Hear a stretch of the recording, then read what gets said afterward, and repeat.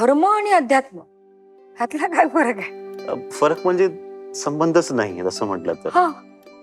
कारण की धर्म जे आहे हे मानवाने एक स्वतःसाठीच बनवलेली एक सिस्टम आहे, हा. म्हणजे रिलीजन वाईज. हा.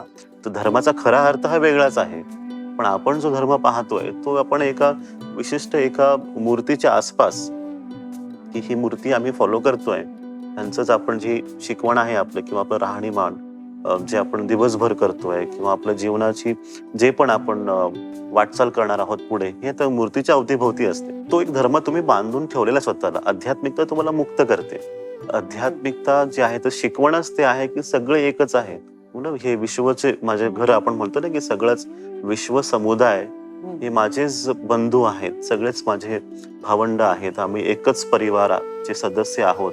आपण त्या प्रकारे इथे पाहतो आध्यात्मिकतामध्ये. धर्मामध्ये खूप काही गोष्टी कालांतरानंतर ऍड झाल्या.